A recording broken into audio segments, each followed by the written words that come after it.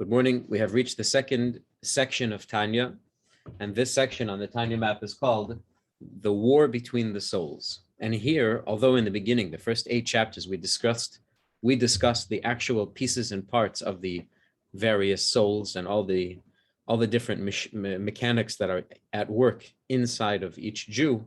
But today we are going to begin chapter 9, which will describe actually the dynamic that exists inside of every Jew.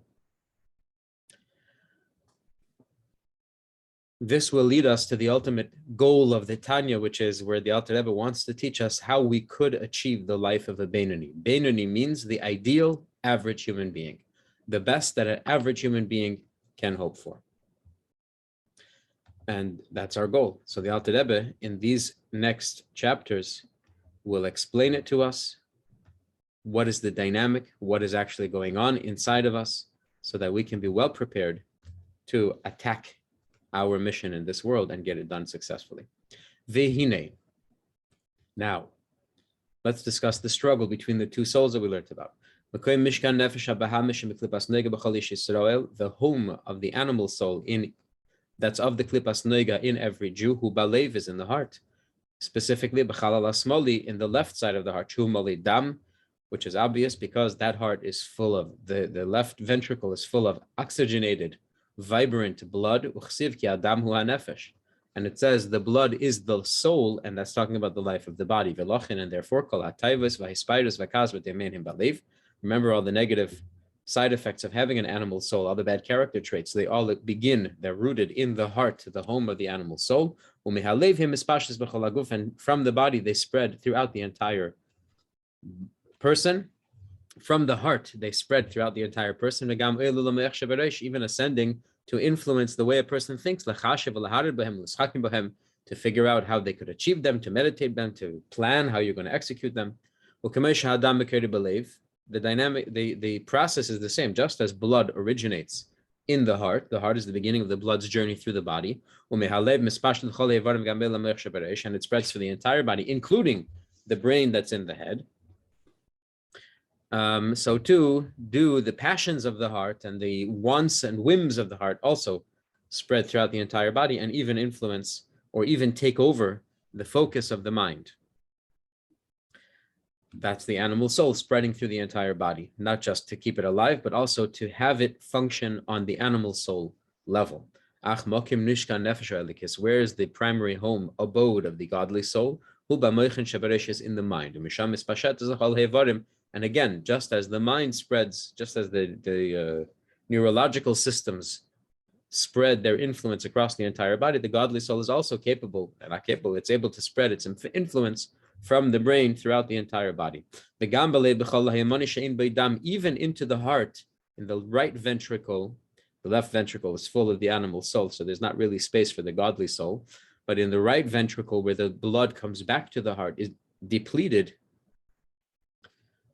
weakened from the animalistic desires, having been through the entire journey of the blood through the body and back to the heart, then that's the home of that is the seat of the godly soul's emotional expression in the heart. That's why it says a wise person's heart is to his right side as opposed to his left side, where his out of control animal passions live. What is the godly soul's emotional expression?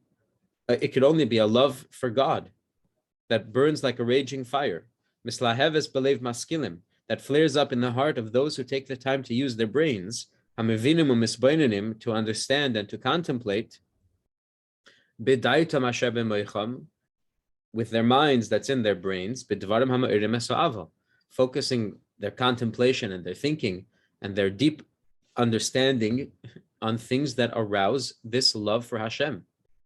Simchas levav b'tiferes Hashem hadar go'inoi, not only love, but also rejoicing of the heart when appreciating the beauty of Hashem and the greatness of Hashem.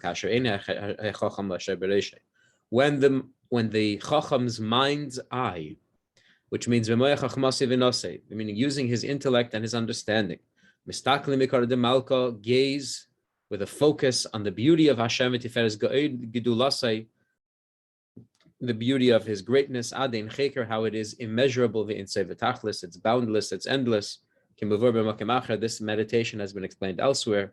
When a person focuses on this subject of the greatness of Hashem, or then he's overcome with love for Hashem. That is a revealed emotion in his heart. And when he's focusing on those things, he also rejoices in the beauty of Hashem. And the same is true, that from the mind, all of these good and holy emotions spread from the mind to the heart. They're all any good, any godly expression of emotion is originating from the godly soul that's in the mind. Okay. All right. This is the Alter Rebbe's description of the divine soul's influence over the heart. Earlier, the Alter Rebbe said that the animal soul, whose home is in the heart, has access to the brain. But the Alter Rebbe didn't spend any time on that. Right away said, and the godly soul who lives in the mind has access to the heart as well, and described at length the expressions of the divine soul, how it gets to fill the heart with love and joy and all kinds of emotions towards Hashem. That's what we've described so far. However, it says in the pasuk, that there's a struggle. When one prevails, the other one falls. We're talking about good and evil. And this is the dynamic of struggle that exists inside the average human being. The body is called the small city. Like you have two kings warring, battling over one city, where each king wants to conquer it and to be the king over that city.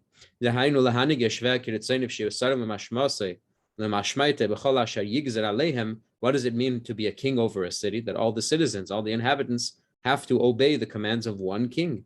So too these two souls, the godly and the animalistic, the vitalizing soul that we call the animal soul that comes from the side of Klippa, they are waging a battle over the body. They want control over the body and all the limbs of the body. What does the divine soul want from the body? That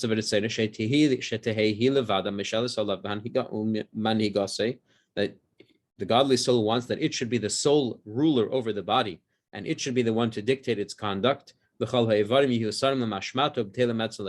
all the limbs of the body should obey her decrees and should be subservient to her completely. And even a chariot for her, having no other interest other than that which the divine soul is interested in.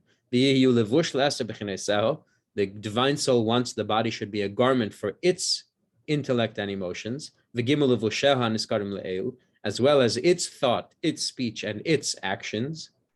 The three garments that we mentioned earlier, that all of the divine soul's expressions, desires, wants, thoughts, feelings should have sole habitation of the limbs of the body.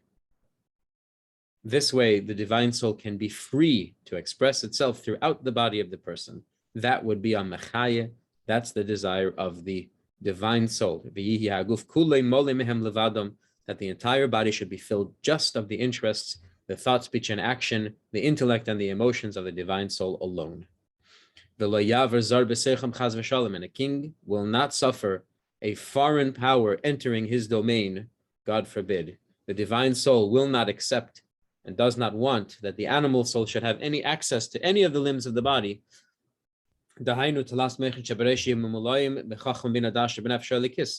More particularly, the divine soul wants that the brain should be full of the divine chachma, bina, das, curiosity, divine analysis and study, divine focus and attention and decision-making, feelings of intellectual attachment and so on, all from the divine soul, which, because it's a divine soul, is always only expressions of Hashem's chachma and Hashem's bina lehisbeinin begdulasei asher ad ein cheker ve'ein soif, applying chachma and bina to Hashem, is how you study the subject of Hashem's greatness, how it is endless and how it is infinite and unfathomable.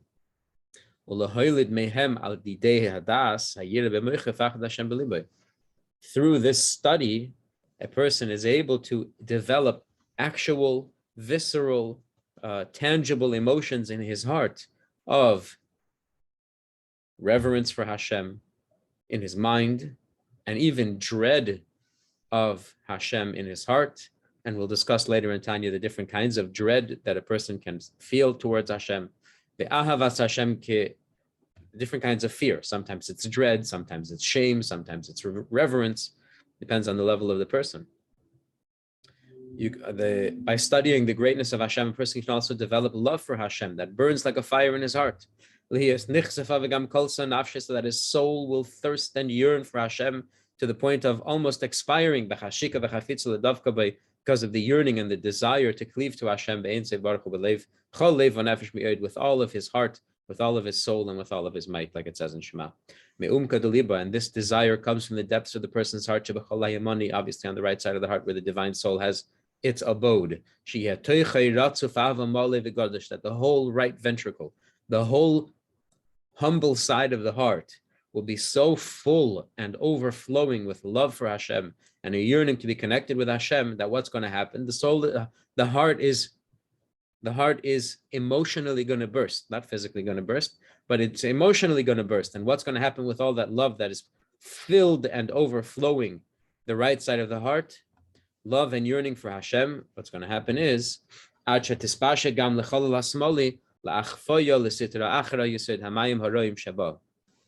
what's going to happen is it is going to spread over into the left side of the heart where the animal soul usually is, and it's going to humble and subdue the opposition, which is the element of water, the evil waters, meaning the animal soul and its desires and lusts and passions and so on.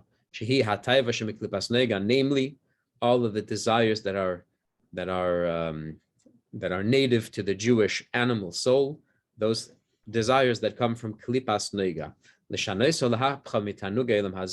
What will happen to that passion? What will happen to the desires, the interests of the animal soul? They will be converted from being interested in worldly things to become interested now in Hashem alone, to love Hashem and to yearn for closeness with Hashem. As it says in the verse, B'chol livavcha, with your whole heart. The problem is, it should have said B'chol libcha, with your whole heart. Why does it say B'chol livavcha? To indicate that you should love Hashem with both hearts, the pure heart of the divine soul on the right side and the animalistic heart of the animal soul on the left side should both be harnessed to the service of Hashem.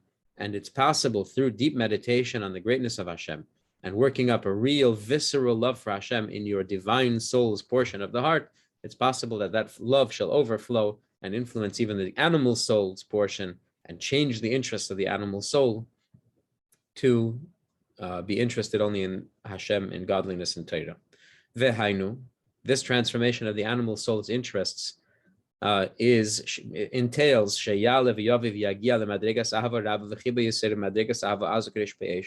the person has to rise to the level of such a tremendous love and such a tremendous appreciation, preciousness, more so even than the level of the strong love that is called ahava kirish be'esh, that strong love that flashes like a fire. What is this new level of love? The Torah describes it as ahava b'tainugim, love with delights. That means every person lives, you can't live without pleasure. Every human being needs pleasure. The question is, where are you getting your pleasure from? Are you getting your pleasure from worldly things, or are you getting your pleasure from divine things? If you love Hashem, ahava b'tainugim, that means all your delights come from Hashem. Lehisaneg al Hashem, to delight in Hashem, and that's a taste of the world to come, when the righteous will sit and delight in the presence of Hashem and the glory, gazing at the glory of the presence of Hashem. So to love Hashem to the point where He delights you, He is the source of your pleasures. Torah and mitzvahs is where you get your joy in life. That's a taste of the world to come. This delight, where's the sensation of delight? Hu b'moyach chachma v'seichel, is felt primarily in the brain, which has chachma and intellect in it. Hamisanig b'haskolas Hashem b'diyosei, which can delight in understanding the greatness of Hashem, in knowing Hashem, every person according to his mental capacity. So this delight is the level of water and seed, the light that is sown in the holiness of the divine soul, which then can grow, which is able to overwhelm and transform the water. The element of water means the pleasure and the desire of the animal soul, which originally the animal soul's water was the source of worldly lusting and worldly pleasures and worldly delights and worldly interests. But the godly soul has the capacity to wash away, to flood the animal soul section of the heart with love for Hashem. That it's possible that the Eitz Chaim says in the name of the Zohar that it's possible to transform the animal instinct to be a Yetzer HaTov Mamish by removing the dirty garments, meaning all bad behavior, all self-inclined behavior from the animal soul, namely those that express the desires of this physical world, in which the animal soul is his interests and his thoughts and speech are all vehicles for the worldly interests of the animal soul.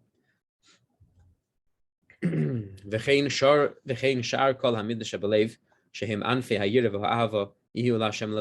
to what the godly soul wants. The godly soul wants not only that the love and passion and interest of the heart should be exclusively devoted to Hashem, but all of the attributes, all the emotions in the heart should be completely devoted to Hashem. Yeah. Not only should he love and revere Hashem, but his compassion should be towards Hashem, and his humility should be towards Hashem, and his perseverance should be focused on Hashem, and his commitment should be focused on Hashem, and his attachments and relationships should all be focused on Hashem, and so on and so forth. The whole heart full of Hashem. That's as far as the internal mechanisms of the human being. What about expressions? That's the thought process and the emotions. What about speech? The king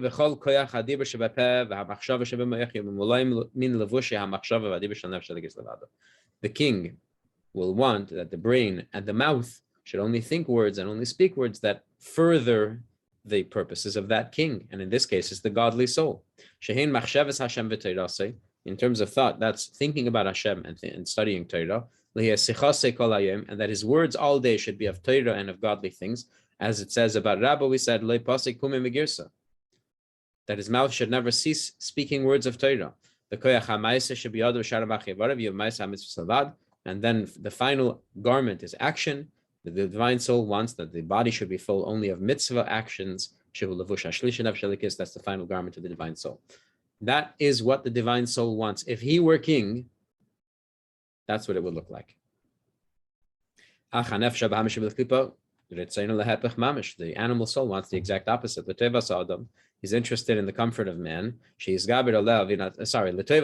then how you have to realize that the animal soul, its desire is that the body should be full of its thought, speech, and action. However, there's a caveat, the Alter Rebbe says. The animal soul wants the person to overcome its basest desires and passions. Why? Because the animal soul is on a mission from God to the person to sustain the body and to provide a challenge in the life of the person so that the Jew can show his, what do they call it? You can show your worth by overcoming colors. Your colors. You can show what you're worth. You can show your strength by overcoming the passions of the animal soul and serving Hashem properly. And then the Zohar gives an analogy of a king who hired a prostitute to test the crown prince to see how noble he really was. That lady doesn't want him to fail, but she does her job very well trying to entice him. She does her job with all her might. She was hired by the king. She's on a mission. But she prays that he doesn't fail. She doesn't want him to fail. So too the animal soul and the Yetzer Hara have no interest. They don't wish that the Jew should fail. They wish the Jew should succeed and serve Hashem, because after all, the Yetzer Hara and the animal soul and the Jew, they're all servants of Hashem, and they all only want that Hashem's will be carried out. But the animal soul has a job to do, and so he does it to the best of his capacity. That is chapter 9. What we said in chapter 9 is there's a struggle. And the flag in this game of capture the flag is your thought, speech, and action. Each soul is trying its best to fill your mind with its thoughts, your mouth with its words, and your limbs with its behavior. Now we move on to chapter 10, the tzaddik. Dun, dun, dun, dun, dun, dun. Here we go. Chapter 10. Hine. If a person will be successful in all of those things, to use his mind to develop such a strong sense of love for Hashem that it overwhelms his animal soul, and the animal soul becomes a Yetzer HaTov. What happens? When a person strengthens his godly soul so much, and he does such a strong fight against the Nefesh HaBahamis, until he chases away all vestiges of evil from his left side. As it says in the Torah, you shall eradicate the evil from bikirbecha, usually means from within the community. But here the Rebbe is using it to say from your midst, from your heart, from within you. You chase away the evil. If a person is so successful, nikra tzaddik she'ein nego. If a person is so successful, yeah, ve'ein hara nehapach l'tov mamash, he's able to chase it away, but he has not been able to transform it into goodness, to transform the animal soul into holiness. That is called a tzaddik that is incomplete. He's also called tzaddik vera loy. He's a tzaddik who has evil to him. Dehainu, that means he still has a kernel of evil in the left side of his heart. But because of its minuteness, it's nullified and silent in the presence of good. Therefore, it appears to the tzaddik and to those that are observing the tzaddik that as if the evil has completely abandoned him and been driven out completely. But the truth is, the truth is that if every kernel and vestige of evil has been chased out of that person's animal soul, that animal would have turned into an angel. It would have become fully good. And then that tzaddik would become a perfect tzaddik. What does all this mean? Let's see, understand what is this? Let's understand how this could happen.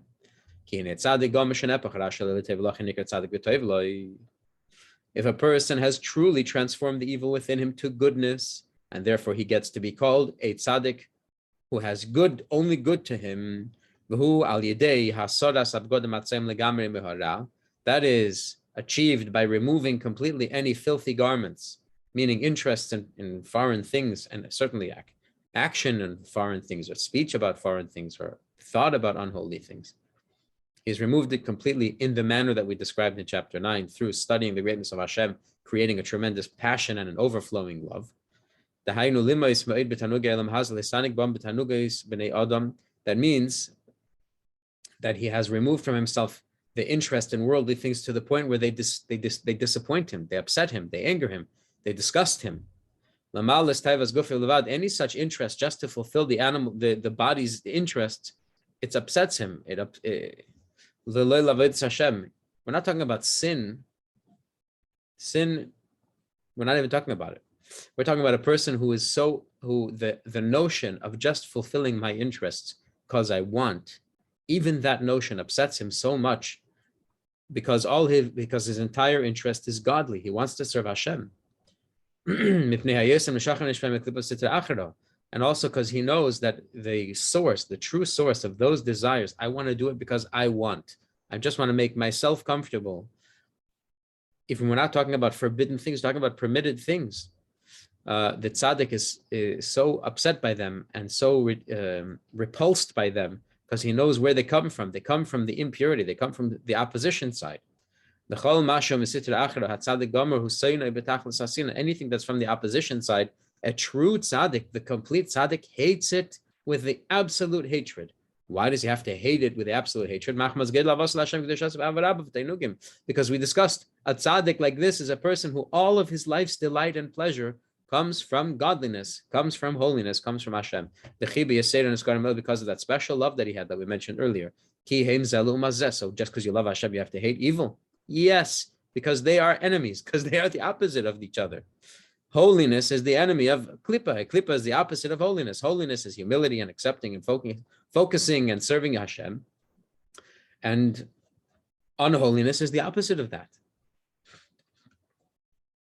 Kedersiv, like it says in the pasuk, Tachlis sin'a senesim lo'ivim hayuli.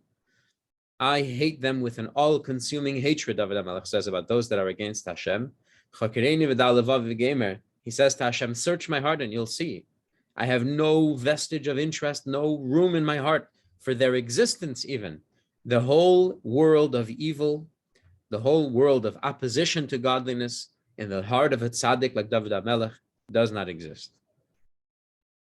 Evil cannot be. He has no room for it. He has no tolerance for it. Because he loves Hashem with an all-encompassing, all-consuming love.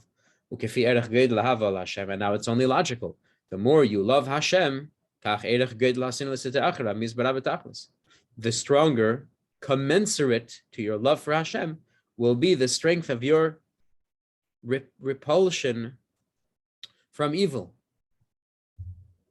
The more precious Hashem is to you, the more upsetting evil will be to you.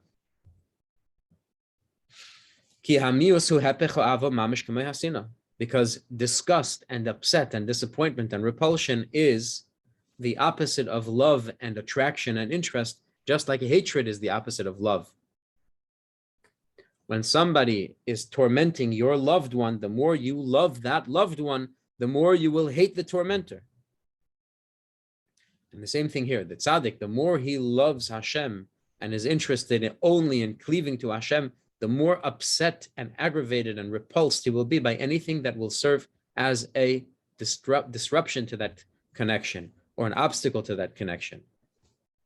He'll hate it with the utmost hatred. It makes perfect sense. The tzaddik she'enei gomer, on the other hand, if the tzaddik is not 100% complete, what will be the evidence? Is a person who's not repulsed by evil with an absolute hatred. Therefore, he doesn't find evil absolutely repugnant.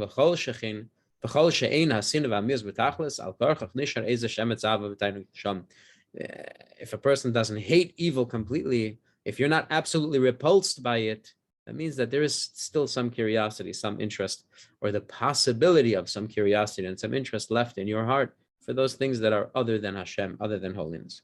That means that all possible interest in, quote, so to speak, filthy things, worldly things, self-absorbed things, self-directed things, this tzaddik is not free of them completely. And therefore he's called tzaddik she'enei gomer. He has not transformed his animal soul into an angel. It's not really a good angel now. It's still an animalistic force. Because he still has some attachment to those filthy garments. And an angel cannot have filthy garments. Pure goodness cannot have any schmutz on it.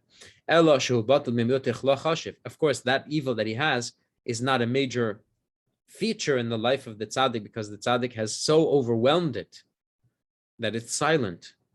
It's as if it's not there. That's why he's called a tzaddik whose evil is his. He's got it under control. It's kafufu batel loy. It's humbled and nullified to him. But because he has not removed the garments or any attachment to, quote, so to speak, filthy things. The filthy garments, as described by the Navi, by the prophet, the Navi describes animalistic interests as filthy garments. And in preparation for a certain nevuah and a salvation, Hashem tells the angels, remove these dirty garments from that prophet. Dirty garments are expressions of the animalistic human soul.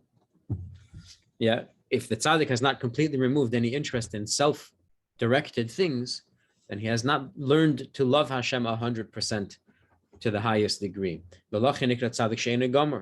Therefore, not only is he called tzaddik vera loy, a tzaddik who has a kernel of evil, silent, but still there in him. Tzaddik vera loy is a tzaddik who has evil in him. But he's also called a tzaddik she'enei gomer. He's not a complete tzaddik because his love for Hashem and his repulsion against the forces of non-holiness is not complete. So this prototype, this category of tzaddik, of incomplete tzaddik, or tzaddik that has evil to him, that has endless levels. Because the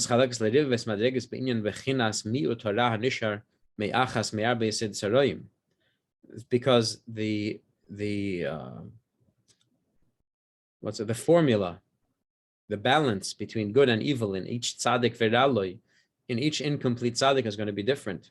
How overwhelmed is the little kernel of evil that he has in him? Whichever of the four elements of his animal soul still retains some evil, some kernel of evil, some vestige of the self-interest that he was born with. How overwhelmed is it by the holiness that's by the goodness, by the love for Hashem that's overwhelming this tzaddik's heart? In halacha, when it comes to kosher food, for example, there are different degrees of how you could nullify the existence of something unholy, something unkosher. Sometimes the food item gets nullified by 60 times. Sometimes it's by 100 times, by 200 times, by 1,000 times, by 1,000,000,000 times. And in the life of a tzaddik, you have the same thing. The kernel of evil that remains in the heart of a tzaddik, is he nullified by 60 times? Is he nullified by 1,000 times? 1,000,000 times?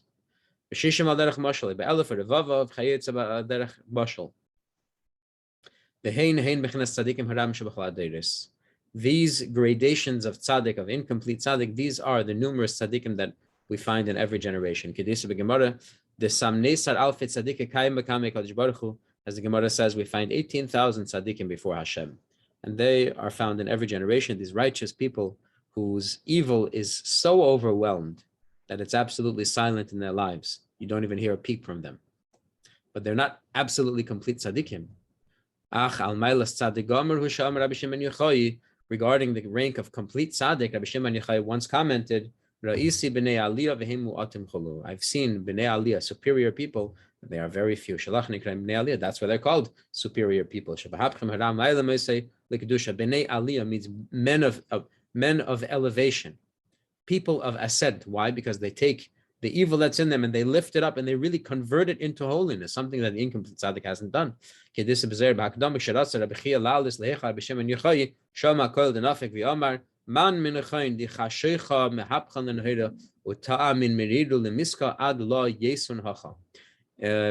a related story in the Gemara, we find, in a related story in the introduction to the Zohar, we find that Rabbi Chia wished to visit the heavenly abode, the heavenly chambers in Gan Eden of Rabbi Shimon ben Yochai, and he heard a voice call out and say, which among you, before coming here, have transformed darkness into light and bitterness into sweetness, meaning impurity and into purity, and holiness and unholiness into holiness? Only a person who has elevated and transformed his portion of the world should be allowed to come up here, because Bnei Aliyah means you have taken the evil and you have elevated it and caused it to ascend into holiness.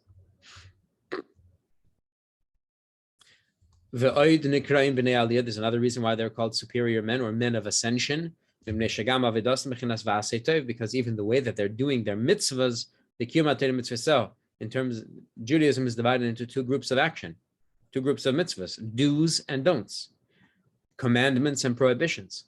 The way that the tzaddikim, the bnei aliyah, the true complete tzaddik, does his mitzvahs is purely for the sake of Hashem, without any self-interest, even in the performance of mitzvahs.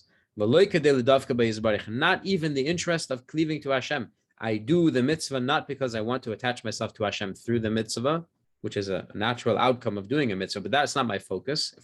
If I'm the bnei aliyah, if I'm the perfect tzaddik, my sole goal is serve Hashem himself. Not even not even to quench the thirst of the soul that is yearning to cleave to Hashem. Which is possible to do because the soul is quenched by learning Torah and by doing mitzvahs. But that's not the purpose, that's not the interest of the tzaddik mission, as we explained elsewhere. Who is a chassid? That's how the Zohar calls it, tzaddik. The highest level of a person, the Alter Rebbe here is calling tzaddik gomer. The Zohar calls it a chassid. Who is the highest kind of person? The bnei aliyah is a person who does kindness with his creator in kamdile, with his nest. In other words, the chassid is one who is benevolent with,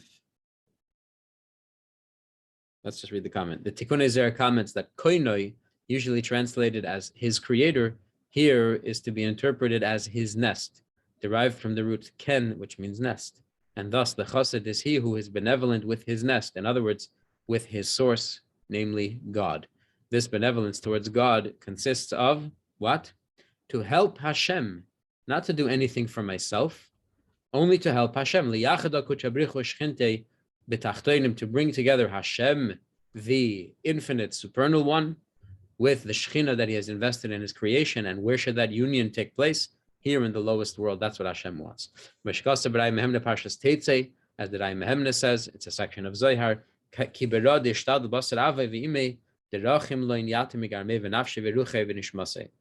it's like a child who works and exerts himself for his parents, whom he loves more than himself, for whom he would lay down his very soul for them. And he is willing to sacrifice his very life for them in order to redeem them. All this is explained elsewhere. Now, there's two things here. We said two kinds of avodah. One is that you take the evil and you elevate it to Hashem, and the other is that you do the mitzvah in order to help Hashem bring the infinite light of holiness that is beyond the creation and implanted in the creation, which is Hashem's desire to have a dira b'tachtonim. How do you make a dira b'tachtonim? Unite the infinite Hashem, which is beyond the creation, with the imminent light of Hashem that has been invested in creation, causing a union here in this world, bringing the light of Hashem down into his creation. That's what he wants. You see, there are two directions here that Tzaddik is doing. On the one hand, he's elevating the darkness and making it light. He's bringing the world up to Hashem. And on the other hand, he's bringing Hashem down into the world. Two directions. Says the Alter Rebbe, truth is that they both are the same thing. Because by lifting up the evil from the klipa, you are elevating a mayin nukvin, feminine waters, meaning you do an action that activates and instigates a response from heaven, causing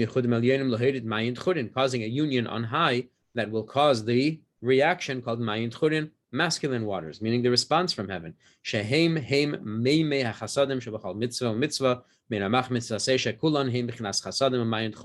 These masculine waters are the waters of kindness that flow into and are contained in each of the commandments, which are all from the side of chesed, kindness, and giving blessings, like the masculine waters. In simple terms, it means the drawing of godliness from its very, very high place, milmaila, on high, lemata, down here, to be clothed in this lowest world. All this is explained elsewhere. In this chapter, we have described two kinds of tzaddik. We have a tzaddik who has absolutely expelled any vestige of evil from his heart, and all that's left is a transformed body soul that now functions from holiness. Instead of having an animal soul, now he has a neshama that functions as the source of life for his body. It's very rare, very, very rare. Otherwise, you have tzaddikim who have silenced the evil in them by overwhelming that silence to one degree or another, and those are called tzaddikim that are incomplete. In the end, we did a little study of the kind of avodah, the kind of worship that a perfect tzaddik does, and now we're moving on to chapter 11, which will tell us about the different kinds of Rasha. V'zelu maszeh. The Rasha is the exact opposite, and the systems of Rasha are the exact opposite of the systems of the tzaddik. Rasha v'toiv le'lo umas tzaddik v'ralei. The perfect tzaddik can be the model on the exact opposite pole for the Rasha v'toiv loi, the wicked man who has goodness in him is the exact opposite kind of life, is the mirror image. Mirror means not perfectly reflecting, but in the reverse of the tzaddik who has evil in him. What is the life of the tzaddik what is the life of the Rasha who has evil in him? Dahainu, it means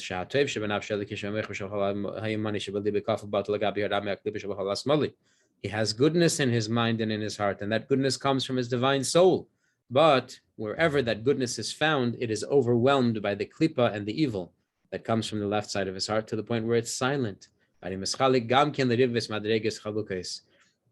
This Russia is also divided into many, many degrees and levels. Again, by the different measures of just how nullified, just how overwhelmed is the goodness compared to the evil.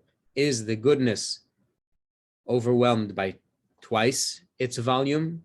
So you have one portion of goodness and two portions of evil. That's called overwhelmed. You have one portion of evil. Sorry, you have one portion of good and 60 portions of evil. You have one portion of good and 1,000 portions of evil, and so on and so forth.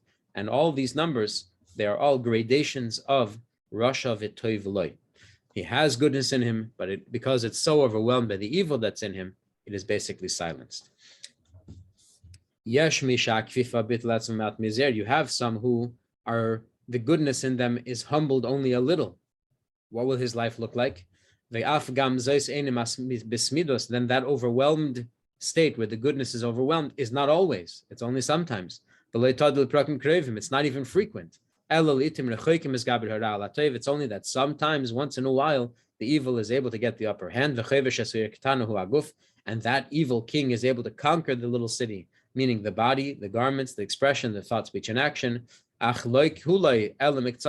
sometimes that king is even only able to conquer one neighborhood, either the thought or the speech or the action, but not all of them, causing that neighborhood to obey its commands, to become a chariot to its wishes. That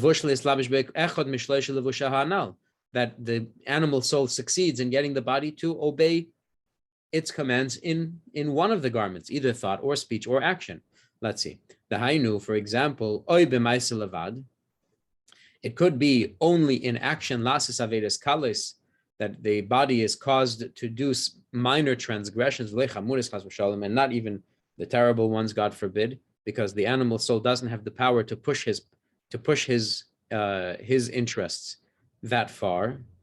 Or sometimes the animal soul will take control just of speech, causing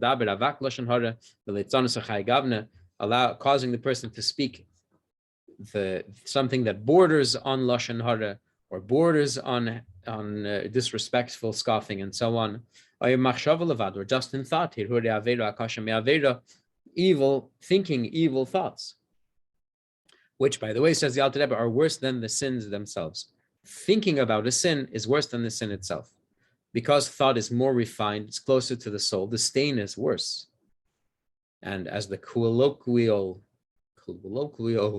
saying goes, a sin in action is never as good as it was in your thoughts. Even if he's not actually considering how to achieve this sin,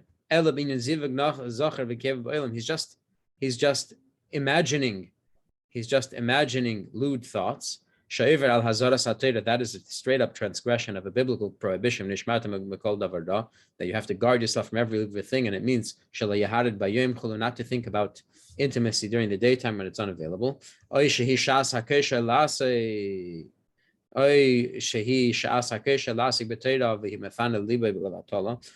let's say the animal soul is successful in getting the person to stop thinking Torah, to just empty your mind and open it up for useless, meaningless things. That is also a transgression, like the Mishnah describes, one who stays awake at night and empties his heart to vanity. Then he's gonna end up sinning, and he's gonna be responsible for that guilt.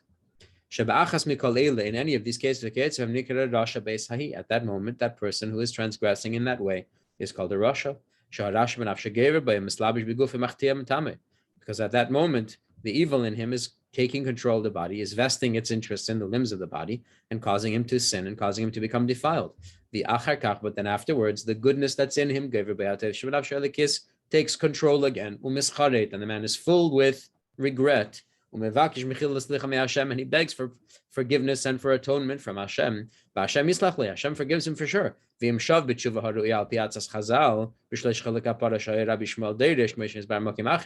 if he will do the proper tshuva in the manner of one of the three that we described, and the Alter Rebbe brings it up later in Igeres HaTshuva, If he will do it proper, then Hashem will forgive him certainly.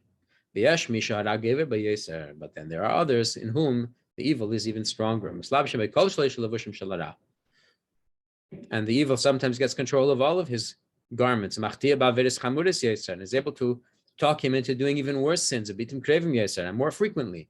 But in between the sins, he's full of regret. And he always has thoughts about tshuva because of the goodness of his godly soul that he still has in him, who gets control of the situation for a little bit in between. It's just that goodness is not strong enough and is too overwhelmed to ever prevent the evil act. To separate himself from the sin, to properly do a tshuva that includes confessing and then abandoning the sins once and for all. About this kind of person, the Chazal said, Reshoim meleim charates. This kind of a rasha is always full of guilt, because he's always guilt-ridden in between those very frequent moments that he has to sin because his animal soul has control. And that's most of the wicked people. Most of the wicked people have a lot of good in them, just that goodness is not in control. However, then you have the perfect rasha. What's a perfect rasha? Is a person who has no remorse. And he never thinks about doing any kind of tshuva. Nikra rasha v'rali, such a person is called a rasha who has only evil to him.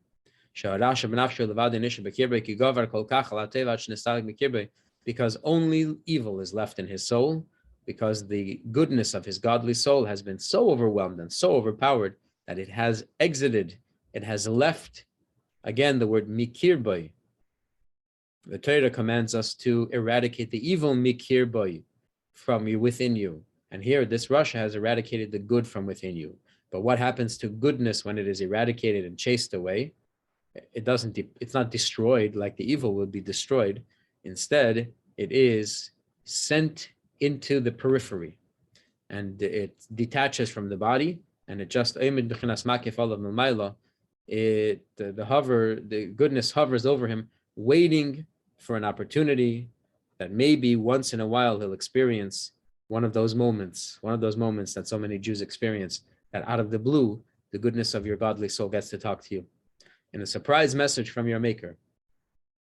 And everybody has a trigger for that. For everybody, the trigger is different, but every once in a while, the godly soul gets to talk to you, even in such a rasha where the godly soul has been chased away, but there is no goodness in him anymore. Why is this important to know, that the goodness is not destroyed completely? Because he's still a Jew. And therefore, the Chazal say this rasha is still a Jew. He still has a godly soul, even though it is in the periphery. Nevertheless, akol be'asara shchinta sharia, when you have 10 Jews together, even a rasha among them, he can still count as a minion, and Hashem will still be present on that person when he is in a group of 10, because then the individual can be swallowed up in the group, and you have 10 neshamas. And it doesn't matter how integrated those neshamas are in the actual people. That is the end of chapter 11. When we come back next week, we will learn about the Beinoni. And the Beinoni is whom the Alter Rebbe wishes we all should strive for, and the Alter Rebbe encourages that we all can be. Thank you very, very much for joining. Thank you very much for your close attention. And in Mitzvah Hashem, we will see each other next week.